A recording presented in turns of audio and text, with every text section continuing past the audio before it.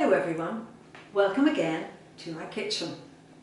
In the last episode we were looking at how we would use oasis rings to make either a door wreath for our front door as a welcome wreath, or using a smaller ring to make a table centre. Whoa, that was nearly a calamity. Just as well, this wasn't glass. So what I've got here is the small ring, which was about 9-inch ring. This is a 16-inch ring, the same as the one on the door. And if you notice, the foliage I have in this small ring is in proportion to the size of the ring. This is smaller foliage, this is much larger foliage. What I want to do today is I want to take these wreaths to what I would consider the next level. And when I say the next level, I mean the next level. And what I've got is a lantern. And in the centre of this ring, I've actually got a pudding bowl.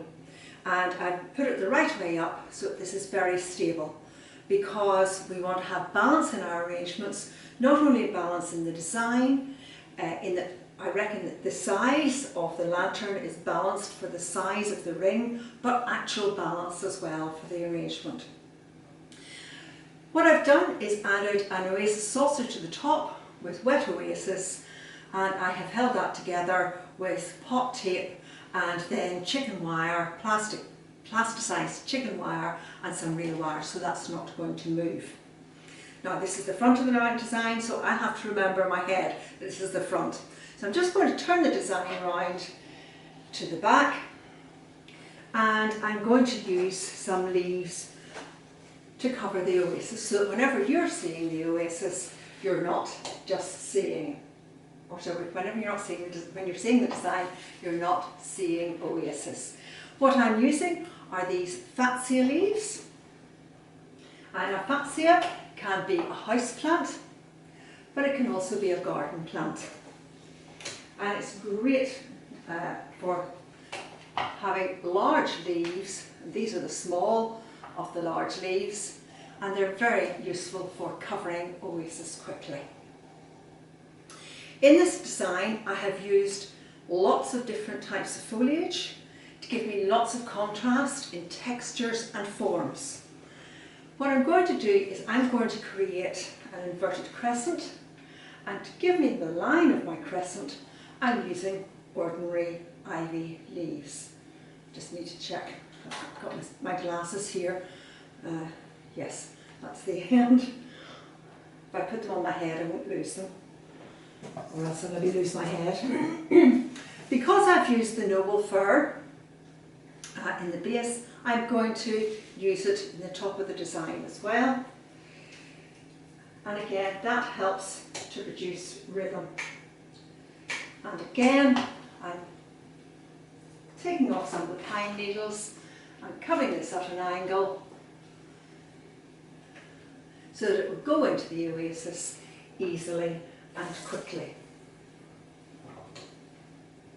And I'll turn this round for you in just a moment.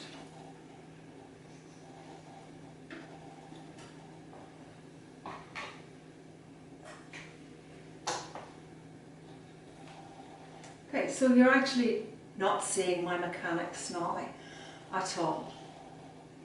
You wouldn't know my oasis saucer was there.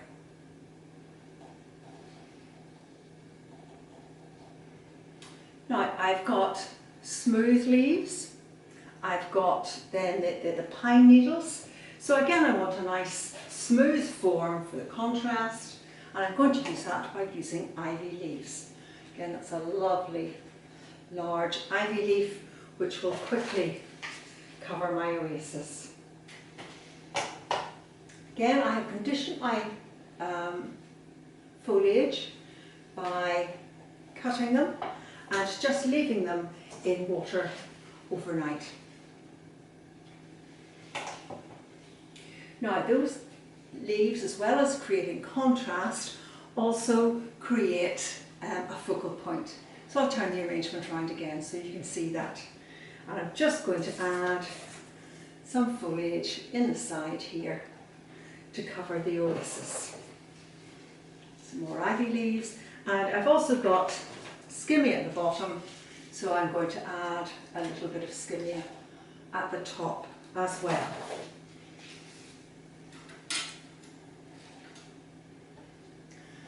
Turn it round a little more, and I'm just going to turn it round so I can see this side as well.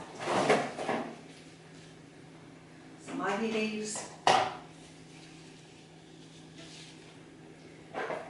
and a little bit of skimmia.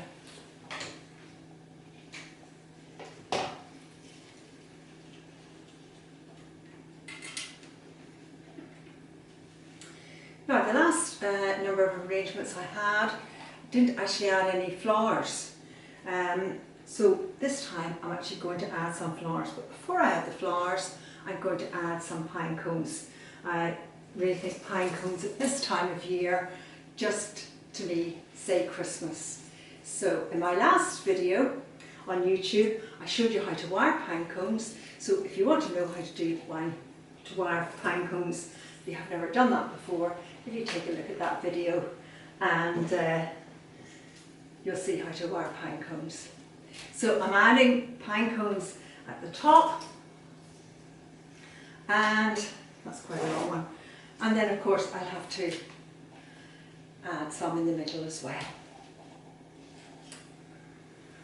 And I'll turn this round in a little moment, and what I'm doing is I'm just dotting the pine cones throughout the wreath at the bottom, and that's going to create rhythm in my design. And it's also repetition from what's in the top and what's in the bottom. And it's also saying Christmas as well.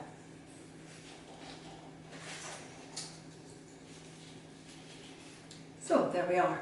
Now I said we're going to use some flowers, so what I thought we'd use is I'd use some of these beautiful pink carnations. Now, carnations have a long stalk and a very knobbly stalk at that one. And normally they're straight, but I see this one is really quite wonky. But these little knobbles are called nodules. Whenever you're cutting a carnation, you need to cut it just above a node. And that's what I've done with these ones. So I've already cut some of these ones.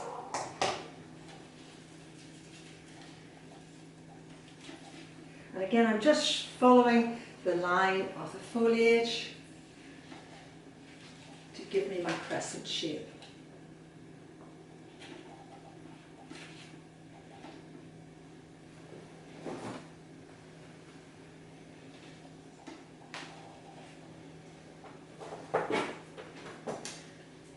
If you find that the carnations are very tight, what you can do is you can just simply coax them open by gently stroking them.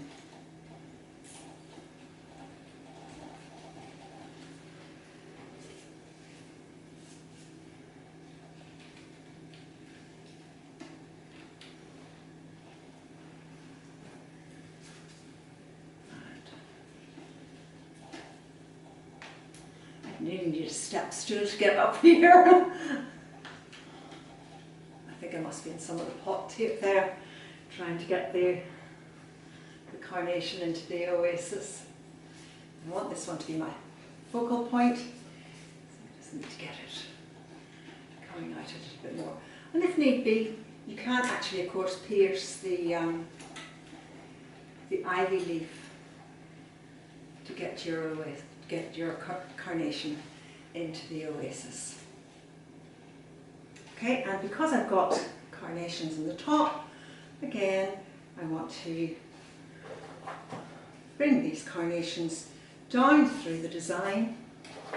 As I turn the design round, you'll see what I've done on the top.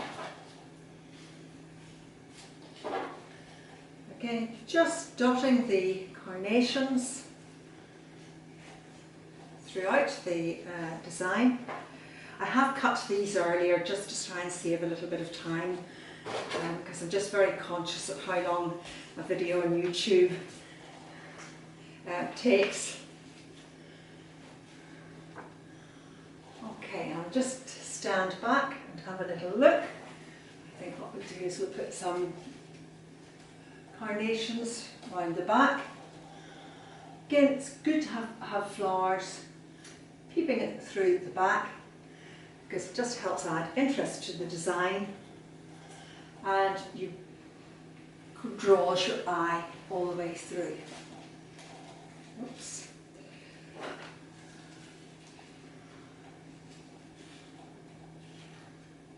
Okay, so one leaf doesn't want to stay in for me. There we go. So that's my wreath taken to a new level by having a second placement up here. I have tried to get some continuity between using the same foliage at the bottom as at the top.